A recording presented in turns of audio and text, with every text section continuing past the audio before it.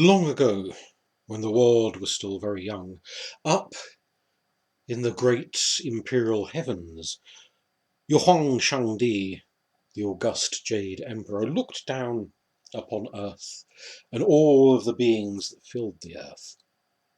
And there were many beings that sang his praises, or that worked to honour his praises for those who could not sing.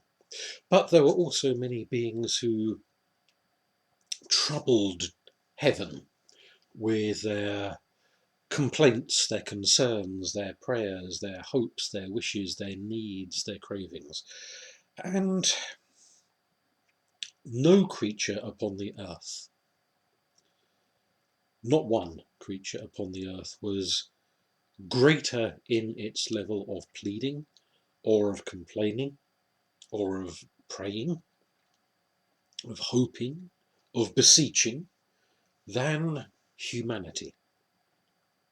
It seemed they could not go a single day without falling down upon their knees and begging for something from heaven, for food, for drink, for warmth, for shelter, for love, for companionship, for children, for no more children, for something. Always, always, always something. But of the many, many, many complaints that humanity beseeched the ears of Yu Huang Shangdi with, the one that they requested of him most frequently was food, for their stomachs were almost always empty. Hunger dogged their steps like a spectral shadow, haunting them wherever they went.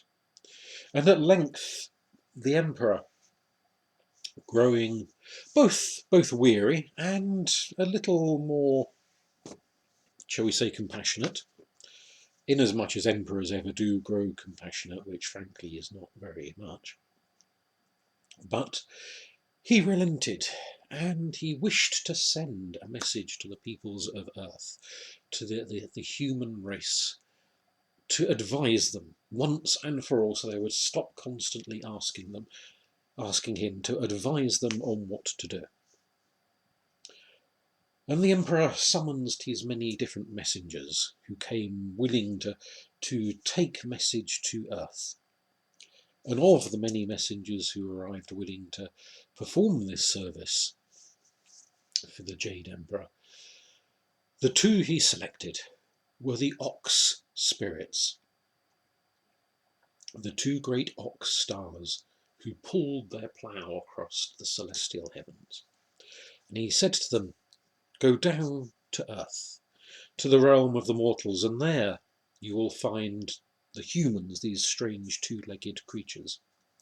And you must explain to them, because they're forever saying that they're hungry, they're hungry, they're hungry. You must explain to them that if they work very hard, if they dig furrows in the earth and they sow seeds and they tend the plants that grow, if they work very hard and they are very diligent and very obedient and very devoted to the tasks that I set them, then they may grow enough plants that they can eat the crop, they can eat their yield, and they will be able to eat at least once every 3 days, which is more than many of the creatures on the earth eat. Look at wolves, those poor things sometimes go days and days and days without a successful kill and something to eat. Look at the birds. Sometimes they are searching high and low, especially in winter, for seeds and for berries to eat, and they endure great hunger. And so I reward these humans for their devotions, for their ways praying and making offerings and composing hymns and songs and poems and prayers. I reward them for their diligence with agriculture, the methods needed to eat at least once every 3 days. And the two great oxen lowered their heads and mooed and agreed that they would take this message to the earth. And they set out on their long journey, for it is a very, very long way from the palaces of the august Jade Emperor down to the land of mere mortals. And oxen, even divine oxen, it has to be said, are ponderous creatures. They move deliberately and slowly. It would not be too unkind to suggest that they are nature's plodders, and they plodded their way laboriously down, down, down, down towards the land of mere mortal kind, and they arrived in the ancient land that these days is called China, although it was known by other names back in the ancient times. And there they wandered for mile upon mile upon mile, for they had landed far off in the countryside, and it took them hours upon hours upon hours to find humans to talk to. Now, on that long, ponderous journey from above to below, and then on the equally as slow slog to search out humankind to deliver their message to, the oxen, whether they had chatted of this and of that, and they'd paused every now and then to chew the cud and to do one thing and another, the tasks and duties that befall oxen kind. And so, perhaps not for the first and most certainly not for the last time, the messengers became a little hazy over the quite exact wording of the message. Now, if you're simply delivering a letter from a parent to a child or a child to a parent, if things get a little hazy, well, it's not the end of the world. But when you are dispensing the word of the august Jade Emperor himself, the words of a god are given immense weight, as rightly so. And gods do not like to be misquoted. So when the two oxen, lowering their heads and shaking their horns and whisking their tails before this group of half-starved, wretched-looking humans that they had found, said, Yu Huang Shandi, the august Jade Emperor, tells to you that if you follow his instructions to till the soil, to sow the seed, to tend the seed, to plough the fields, to do all the things that must be done in the way of agriculture, you will grow enough plants that you might eat 3 times a day. Well, humanity was joyful. They sang, they danced, they leapt about the fields as best as their emaciated forms could carry them, and they sang high praise to the august Jade Emperor himself and all of the gods of the heavens. For the thought of going from eating once a week, if they were lucky, to eating 3 times a day just, well, blew their minds.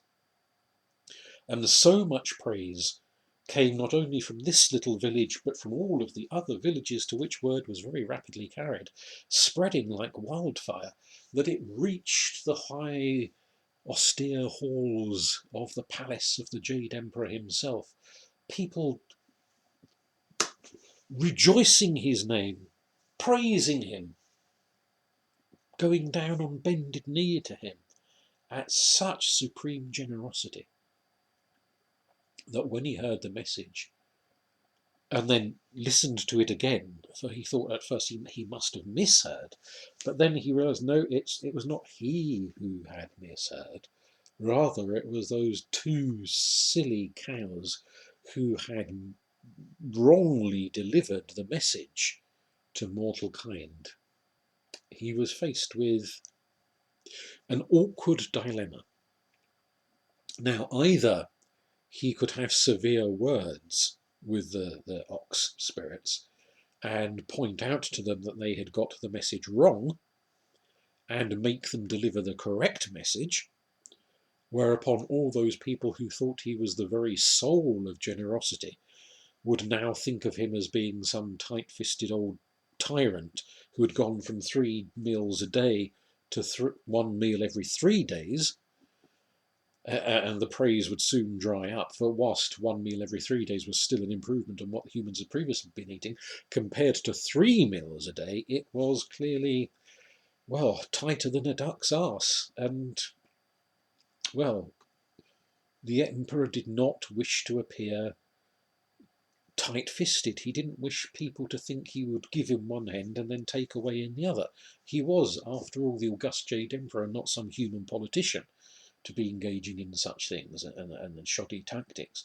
He, having been praised for generosity, he, well, felt honour bound to be generous. And even though it wasn't really what it meant to do, he felt painted into a tight corner. And so he had to live up to a promise which technically he hadn't actually made.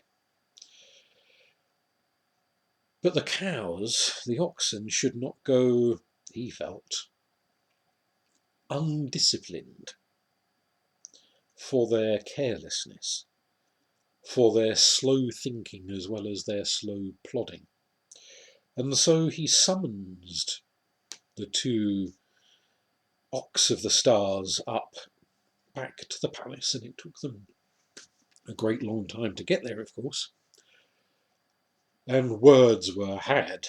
He made it very clear to them that he was not amused that they had managed to garble the message and deliver to humanity.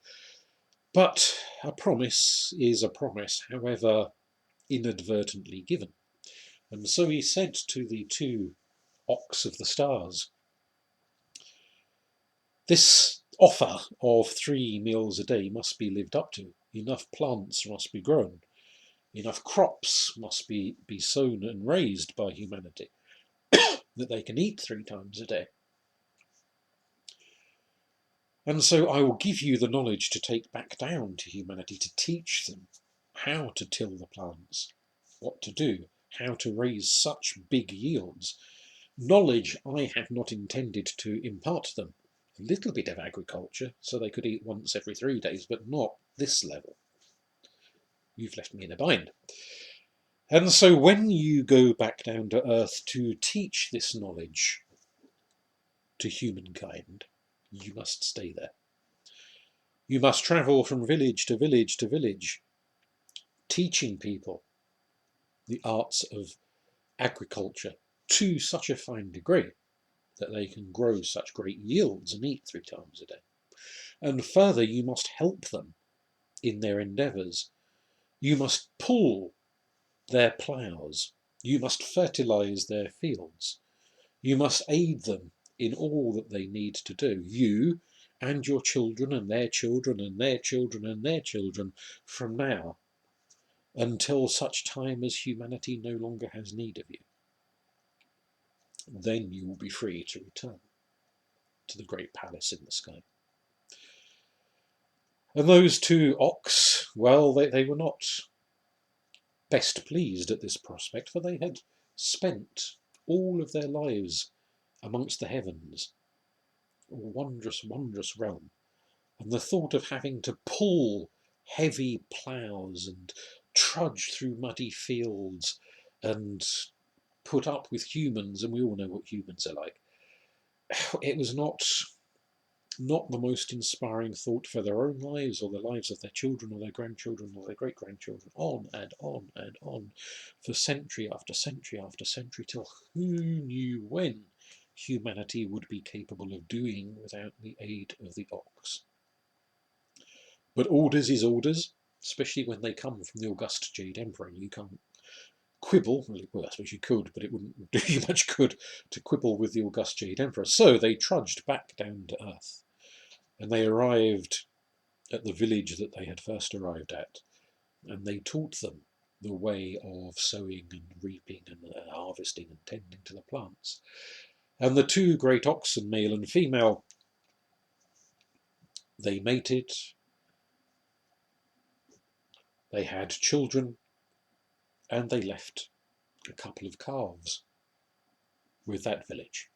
And then they went on to the next, and the next, and the next.